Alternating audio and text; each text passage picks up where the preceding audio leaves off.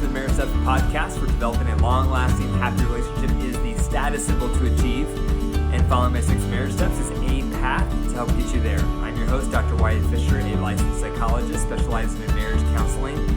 To help keep the Marriage Steps podcast on the air, please consider becoming a monthly supporter by going to patreon.com/marriage steps.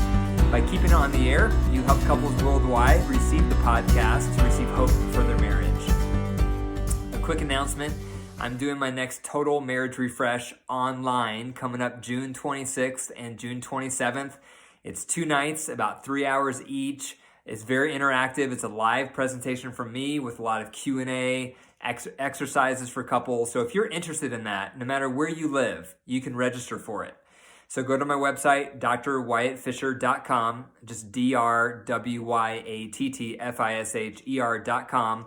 Click on Marriage Retreats, and then click on Total Marriage Refresh online. So hopefully I'll see some of you there. Okay, the marriage tip of the day is cultivate both the romantic side and the friendship side of your marriage. Think of those two sides as two sides of the same coin. A good marriage has both. It has a good friendship and good romance. And think about your experience in your relationship. Do you have one, or do you have the other, or do you have neither? It's easy to be lopsided. So some couples can be really great at having a friendship, and they share all their thoughts, and they spend a lot of great time together, but they don't have sex. They don't have an erotic relationship, so they're more like roommates or siblings. Other couples are the other way around. They have an amazing sex life and a lot of sensual time and erotic contact, but beyond that, they're not very connected. They don't have much relationship or friendship. So both are needed. So think about your relationship and which of those two, maybe both, need to be fostered and nurtured, because both of those are important. The marriage joke of the day is you have 2 choices in life. You can either be single and miserable, or get married and wish you were dead. That's terrible, but I thought that was funny. Okay, the marriage questions of the day. So this is my day where I respond back to questions on Facebook, and then I write some of the questions down and respond to you listening, because I'm sure a lot of you have similar questions. So question number 1, how should I deal with my insecurities in marriage? So a lot of us bring baggage into marriage, some of us more than others. But the baggage we bring in usually is from past trauma from relationships, past trauma from growing up.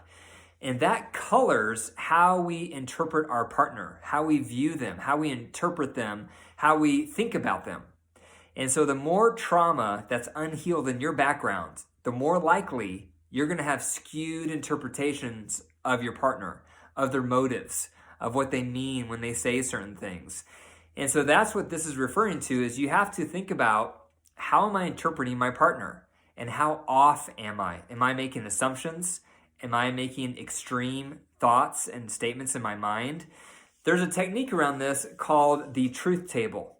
And basically what you do is whenever you get upset in your marriage, write down the incident, and then the next column, write down all of your automatic negative thoughts going through your mind. And in the third column, you want to counter each automatic thought with truth. Then the fourth column is you put it all together in a balanced thought. So one example, let's say a woman had trauma sexually in her background and her husband's interested in sex. And her automatic negative thought is, he's using me. So wait a minute, is that true or is it not true? So that'd be her automatic negative thought to write down. So then if she were to challenge that thought with truth, a possible truth statement could be, actually, my husband's been loyal and committed to me for years in marriage, and he's loving and attentive, and the main way he experiences love is through sex, so he's not using me. So then the balanced thought would sound like this: my husband is using me because he wants to have sex. However, he's been a committed, loyal, and loving husband for years, and sex is the main way he experiences love, so he's actually not using me. That's the balanced thought. So that's an example of the truth table. You can go to my website. There's an article on that in my blog called Are You Assuming the Worst in Your Partner? But that's how it works. So the more trauma that's unhealed in your background, the more you're going to paint that or project that onto your partner with what they're doing and saying. Second question, How do we rekindle a friendship in our marriage? Friendship is the base of a good marriage. You have to become good friends because everything else flows out of that. If you're good friends, you're going to be careful how you fight. If you're good friends, you're going to be empathic when you're listening to their struggles. If you're good friends, you're going to want to share power when you're making decisions. Everything comes out of being good friends. So one of the top ways to cultivate a good friendship is spend time together. Ideally, 1 hour a day together of quality time, no kids and no tech. You have to have that daily time to connect. Otherwise, you're not going to be good friends.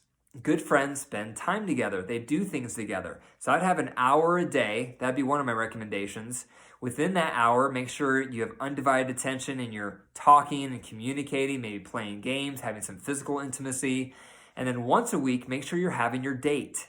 And as a reminder, there's 4 things to do during a date: emotional intimacy, affection, recreation, and something sensual. If all 4 of those are happening, most likely you both will feel like it was a good date. So that's where I would begin to nurture a friendship, an hour a day of quality time without kids or tech, and 1 date a week. Third question, we own a business together, but never have any fun together. What should we do? It's hard enough to have a good marriage when you're not business partners, but the difficulty goes sky high when you're also business partners because it creates a dual relationship. You're my partner in marriage and you're my business partner. And so if one of those relationships goes south, the other one goes south. So it's a really tricky setup. Some couples are able to pull this off well, but it's rare. It's very rare. I remember working with a couple one time and they were awesome at business partners, but their marriage went down the toilet and it destroyed the marriage. It destroyed the business, I mean. So again, it's really difficult to do. But one thing I would recommend to this couple right here is you want to separate out your time together as a couple. You want to get the business out of your time together as a couple. So for example, if you're having your hour of time together every night, make it a rule to not talk about business, so that you can focus on other things in your life and have a life outside of your business. Make sure you're having that once a week date night and don't talk about business. Obviously, you're going to have to cover business here and there, but try to firm up your boundaries.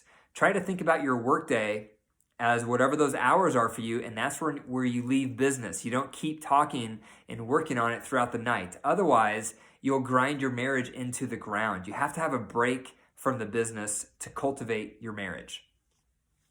Number 4, how can I move past the past? That's $1 million question right there. How can I move past the past? One way you can move past the past is your partner stops doing what hurt you. If they're still doing the behavior that hurt you, it's going to be almost impossible to move past the past because the past is still the present. So that's step 1. Your partner has to stop the behavior that hurt you. If they've done that, then it's on you with cultivating some compassion for why they hurt you. And that comes back to the compassion chart that I teach. And the compassion chart has 4 questions. The first question is, what about my partner's upbringing may have influenced them to behave in the way that hurt me? So what did they go through growing up that would have influenced them to behave in this way in adulthood that hurt me? Okay, that's question 1. Question 2 is, what was going on in their circumstances in life that may have influenced them to hurt me? What were they going through? What stressors were they facing? What was going on in their world that may have influenced them to hurt me? Third question is, what was I doing, if anything, that may have influenced them to respond in that hurtful way? Was I doing anything? Was I saying anything? Was I acting in a certain way that may have influenced them to respond in that way that hurt me? So was I playing a part? Fourth question is, what about my background may be influencing how I'm reacting to the hurtful behavior? Is their hurtful behavior activating trauma in my background? Maybe it is. And maybe that's why I'm reacting so strongly. And maybe that's why I'm having a hard time letting go, because it's not just the hurtful behavior I'm trying to get over. It's all the trauma in my past that it's activating that I'm also trying to get over. So those are 4 questions to ask yourself if you're trying to get over something in the past that your partner has stopped, some type of hurtful behavior. It's what about their background may have influenced their hurtful behavior? What about their circumstances may have influenced their hurtful behavior? What were you doing that may have influenced the hurtful behavior, and how was your past influencing how you're reacting to the hurtful behavior? When you do that, it tends to increase compassion for why they behave that way. It doesn't mean it was right. It doesn't absolve them from responsibility, but it explains more of the behavior. And when that occurs, compassion starts to grow. And when compassion starts to grow, forgiveness becomes a byproduct. Okay, number 5, how do I become closer to my partner? The number one thing I would recommend is doing that head and heart check daily. So during your hour of quality time every day, make sure during that hour you're doing a head-heart check. And what that is the head is you share all the stuff you did. So that's your day timer, all of your activity. The heart is everything you felt during the day and why.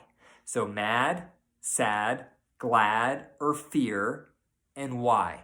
Sometimes those feelings are going to be connected to your agenda, the items you did. Other times it might be an undercurrent that has nothing to do with your agenda. But that's the part a lot of couples don't share. They don't share their heart. Mad, sad, glad, or fear, and why. Some of you may have no idea what you're feeling. Don't make it up. I've had people ask me, should I just make it up what I'm feeling? No, don't. Don't make it up. But instead, you might need to take some time to journal on what you feel every day. Take some time, take a few minutes to think about what did I feel today and why did I possibly feel it? It's an art. It's not a science, so it's going to take some time to connect the dots. But you may need to do that self-reflection before the head-heart time so that you have stuff to share. Because emotional intimacy is not just from hearing your partner share, it's also when you share.